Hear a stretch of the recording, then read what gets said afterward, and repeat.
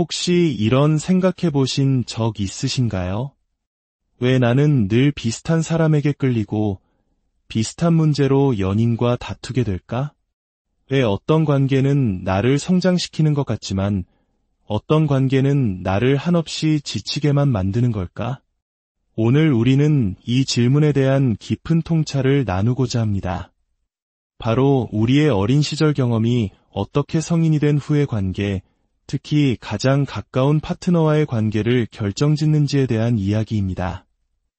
이것은 단순한 심리학 이론이 아니라 우리 모두의 삶에 새겨진 보이지 않는 청사진을 해독하는 여정이 될 것입니다. 인간은 관계적인 존재입니다. 우리의 뇌 속 가장 중요한 회로들은 타인과의 관계를 위해 설계되었습니다. 뇌는 환경과의 상호작용 속에서 발달하며 그 과정은 우리가 태어나기 전 어머니의 자궁 속에서부터 이미 시작됩니다. 만약 우리가 어린 시절 부모로부터 충분한 사랑과 이해, 수용과 인정을 받으며 자랐다면 우리의 뇌 속에는 건강하고 안정적인 관계의 원형이 각인됩니다. 우리는 자연스럽게 서로를 존중하고 사랑을 주고받으며 함께 성장하는 관계를 맺는 법을 배우게 됩니다. 하지만 만약 그 반대였다면 어떨까요? 이해받고 싶고 사랑받고 싶고 나의 존재 자체로 인정받고 싶었던 어린아이의 근원적인 욕구가 채워지지 않았다면 관계를 조율하는 뇌회로는 혼란과 불안정 속에서 발달하게 됩니다. 그리고 이 미해결된 과제는 그림자처럼 우리 삶을 따라다니며 성인이 된 후의 인간관계에 지대한 영향을 미칩니다. 여기 조금은 불편한 진실이 있습니다. 우리는 놀랍게도 어린 시절 우리에게 가장 큰 상처와 결핍을 주었던 부모의 모습을 닮은 사람과 결혼하게 될 가능성이 매우 높다는 것입니다. 우리가 누군가와 관계를 맺을 때 그 과정은 두 가지 차원에서 동시에 일어납니다. 첫 번째는 의식의 차원입니다.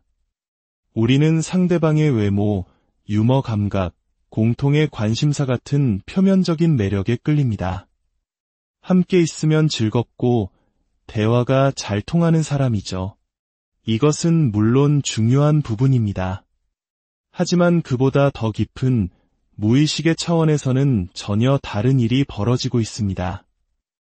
우리의 무의식은 어린 시절 받지 못했던 바로 그 사랑을 찾아 헤매고 있습니다. 예를 들어 어린 시절 학대하는 아버지 밑에서 자란 여성이 왜 성인이 되어서도 폭력적인 남성에게 반복적으로 끌리는 경우가 많을까요? 언뜻 이해하기 어렵지만 그들의 무서운 무의식 속에는 이런 갈망이 숨어 있습니다. 나는 나를 학대했던 바로 그 사람에게서 사랑을 원했어. 그래서 무의식적으로 그와 비슷한 사람에게 끌리고 그에게서 마침내 사랑을 얻어냄으로써 과거의 상처를 치유하고 싶어 하는 것입니다. 이것이 바로 상처의 대물림이자 비극적인 사랑의 패턴이 반복되는 이유입니다. 이것은 비단 극단적인 경우에만 해당되는 이야기가 아닙니다. 우리 모두는 각자의 방식으로 어린 시절의 결핍을 보상받으려는 무의식적인 동기를 가지고 파트너를 선택합니다. 다시 말해, 우리는 우리의 배우자를 통해 어린 시절 해결하지 못했던 부모님과의 관계를 재현하고 있는 셈입니다. 그렇다면 이 관계는 파괴적인 결말로 치닫거나 아니면 두 사람이 함께 성장하는 기회가 될 수 있습니다. 진정한 관계란 이처럼 서로의 가장 깊은 상처를 건드리는 과정을 통해 함께 어른이 되어가는 여정입니다. 당신이 누군가와 깊은 관계를 맺게 된다면 그 사람 안에서 당신의 가장 아름다운 꿈과 동시에 가장 끔찍한 악몽을 모두 발견하게 될 것임을 기억해야 합니다. 그것이 바로 관계의 본질입니다. 우리의 무의식은 여전히 부모에게서 원했던 그 사랑을 찾고 있습니다. 이 갈망은 우리의 뇌와 몸에 깊이 새겨져 있습니다. 많은 사람들이 연인과의 갈등으로 힘들어할 때 저는 묻습니다. 지금 당신의 몸은 어떤 느낌인가요? 그러면 그들은 답합니다. 몸이 긴장되고 심장이 빨리 뛰고 목이 조여오는 것 같아요. 제가 다시 묻습니다. 그 느낌이 얼마나 익숙한가요? 그러면 대부분의 사람들은 놀라며 대답합니다. 생각해보니 아주 어릴 때부터 느꼈던 감각이에요. 그렇습니다.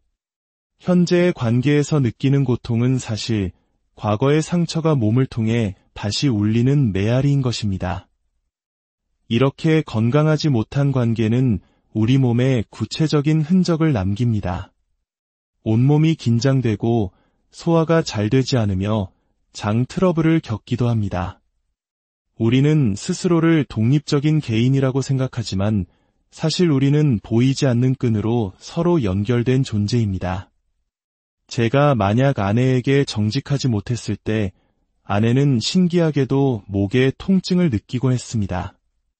나중에는 아내가 먼저 알아차릴 정도였죠.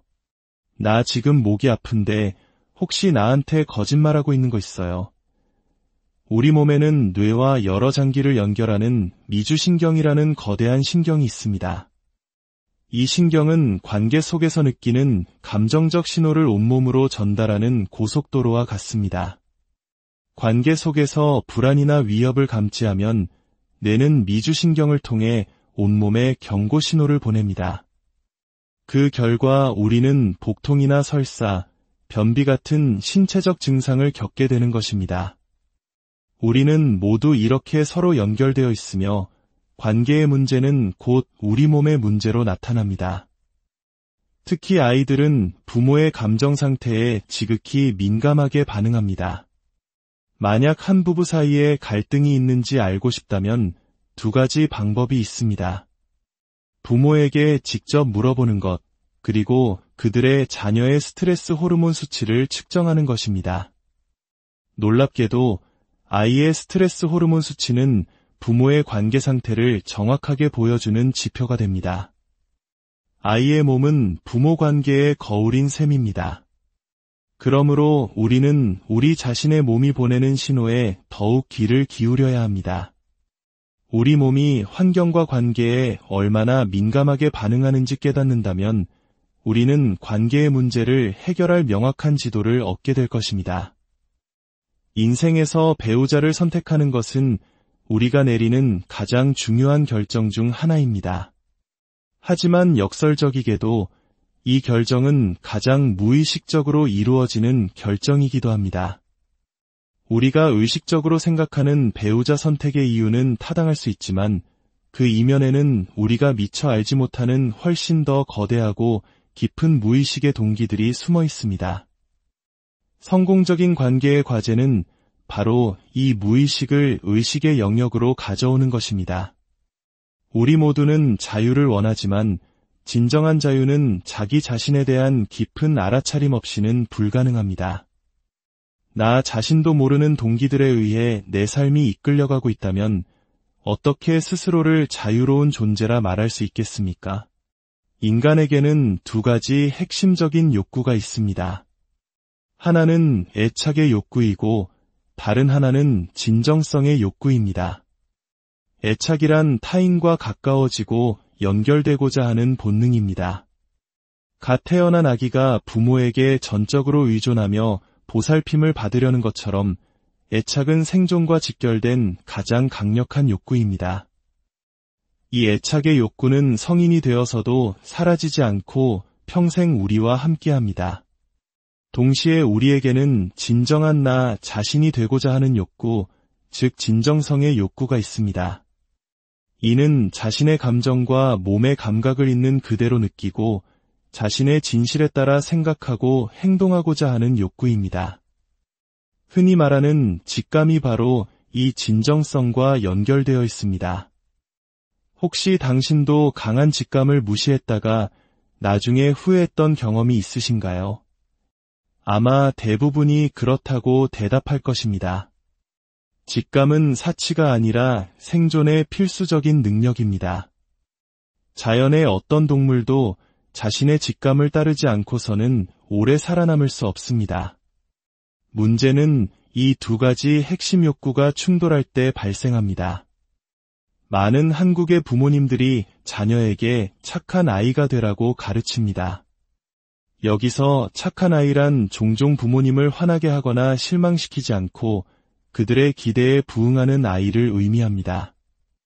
만약 아이가 자신의 감정, 예를 들어 화나 슬픔을 솔직하게 표현했을 때 부모가 그것을 받아주지 못하고 불편해하거나 스트레스를 받는다면 어떻게 될까요? 아이는 무의식적으로 선택의 기로에 놓입니다. 진정한 나로 남을 것인가, 아니면 나를 포기하고 부모님의 사랑, 즉 애착을 얻을 것인가? 연약한 아이에게 부모와의 애착은 생존 그 자체입니다. 따라서 아이는 거의 예외 없이 자신의 진정성을 희생하고 애착을 선택하게 됩니다. 자신의 솔직한 감정을 억누르고 부모가 원하는 모습을 연기하기 시작합니다. 바로 이 지점에서 우리는 우리 자신의 직감, 우리 내면의 목소리와 단절되기 시작합니다. 그리고 그 상처는 성인이 되어 맺는 관계 속에서 고스란히 재현됩니다. 우리는 관계 속에서 진정한 나 자신이 되는 것을 두려워하게 됩니다. 상대방에게 버림받을까봐, 즉 애착이 끊어질까봐 두려워서 솔직한 감정을 표현하지 못하고 또다시 나를 억누르는 패턴을 반복하는 것입니다. 결국 온전하지 못한 두 사람이 만나 관계를 맺고 그 안에서 함께 성장하며 진정한 나를 찾아가는 것이 바로 관계의 숙제입니다. 우리는 관계 속에서 나 자신으로 존재하면서도 동시에 상대방과 깊이 연결될 수 있을까요? 이것은 분명 어렵지만 우리 삶에서 가장 아름다운 도전이기도 합니다. 오늘 이야기는 우리의 과거가 현재를 어떻게 빚어내는지, 그리고 고통스러운 관계의 패턴을 끊어내기 위해 무엇을 바라보아야 하는지에 대한 깊은 통찰을 담고 있습니다. 당신의 파트너는 단순히 사랑하는 사람이 아니라 당신의 어린 시절을 비추는 거울이자 당신이 잃어버렸던 진정한 자신을 되찾도록 돕는 가장 소중한 안내자일 수 있습니다. 오늘 이야기가 당신의 마음에 작은 울림을 주었다면 구독과 좋아요를 통해 저희에게 힘을 실어주세요. 이 지혜로운 이야기를 주변에 공유해 주신다면 또 다른 누군가가 자신의 상처를 들여다보고 치유의 여정을 시작하는 데 큰 도움이 될 것입니다. 당신의 내면 아이를 돌보는 그 길에 저희가 늘 함께하겠습니다. 시청해 주셔서